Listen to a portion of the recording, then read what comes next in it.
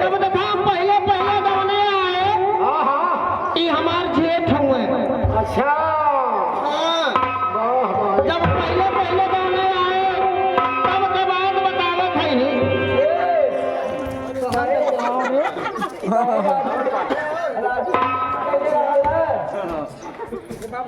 अरे पहले पहले जा बगैली गबनवा दिल की भैया जब पहले पहले हम गवले गए तो हम जैसे तू दूबर पातर हमरे वो दूबर पातर रहला।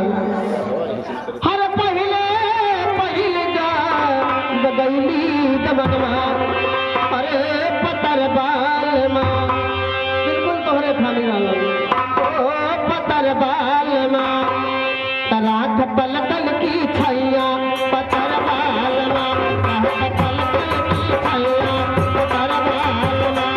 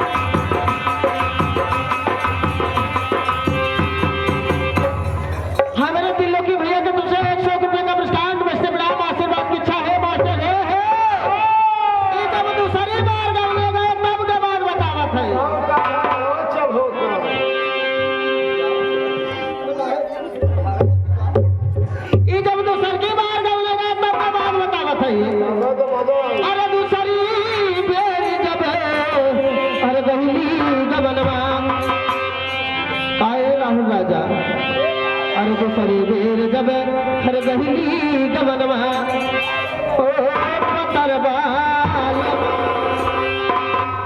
हरे छोटा कपाल माँ तू चपनवा की नैया पतर बाल माँ तू चपनवा की नैया पतर बाल माँ।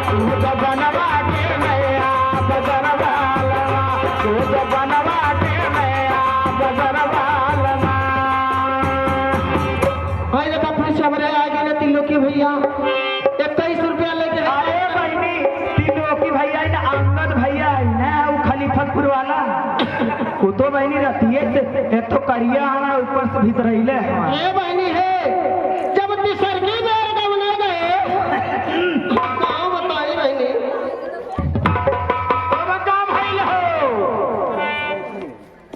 हमारे रमेश भैया नाल बादम उनकी सुपुत्री के तरफ से शानदार 21 रुपए का पुरस्कार।